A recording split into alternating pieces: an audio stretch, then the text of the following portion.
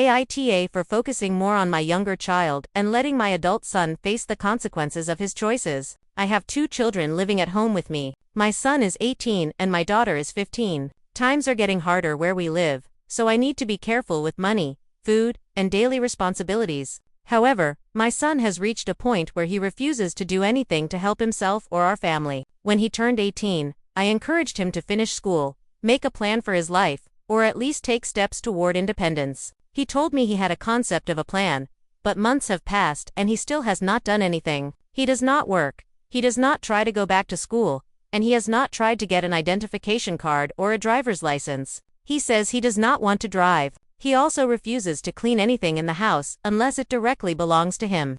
Even though he lives here, eats here, and uses everything here. On top of this, he leaves messes everywhere. He does not keep his clothes clean, and the house starts to smell because of him. He eats more than anyone in the house. He went through a month's supply of canned food in 1 week. Food is not something we can waste right now, and he does not seem to care. If I ask him to help with cooking or at least clean up after dinner, he agrees in the moment and then does nothing. I have to remind him constantly, and even then, he avoids doing it. He says it is not his responsibility because the mess is not his, even when it clearly is. Meanwhile, my 15-year-old daughter is in school, trying hard, and planning for her future. She does her schoolwork, helps when asked, and genuinely wants to improve herself. I want to support her goals because she is putting in the effort. I only have so much time, money, and energy to give, so I am thinking about making a change. I want to focus more on my younger child who is still growing and working towards something. That would mean cooking only for the 2 of us, and not keeping large amounts of food in the house.